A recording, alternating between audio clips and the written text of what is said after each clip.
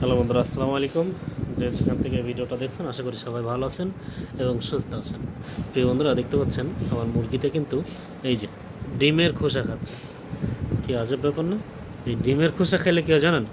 এই ডিমের খোসা খেলে মূলত ডিমের মুরগি যে ডিম পারে ওই ডিমের আবরণটা একটু শক্ত হয়। এজন্য ক্যালসিয়াম ম্যাগনেসিয়াম এই ডিমের খুশিতে রয়েছে, কিন্তু ওর ডিম খায় নাই। দেখেন, একটু আগে ওই ডিমটা পারছে আর এখনই ও এই ডিমের খুশিগুলো খাচ্ছে।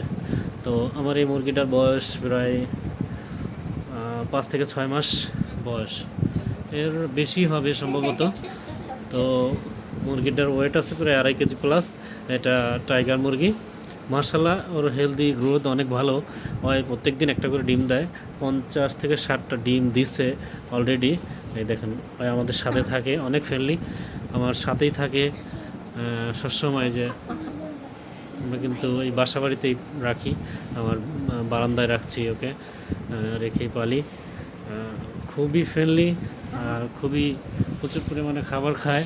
আর ডিম তো প্রত্যেক দিন একটা করে দিবেই। একটু আগে ডিম এই যে পারছে, আমার বিছানায় রয়েছে এই যে ডিমটা অলরেডি।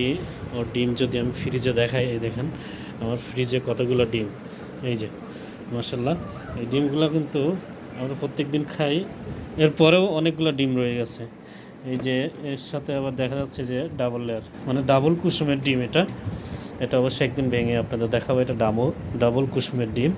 তো মাশাল্লাহ, এরকম মুরগি যারা অর্গানিকভাবে বাসায় পালতে চান, পেলে ডিম সংগ্রহ করতে চান বা খেতে চান, আপনারা এরকম টাইগার মুরগি পালবেন। টাইগার মুরগিতে অনেক লাভবান হবেন। খাবার খুবই কম লাগে। 1 কেজি ব্রয়লারে আমার প্রায় 2 সপ্তাহ চলে যায়।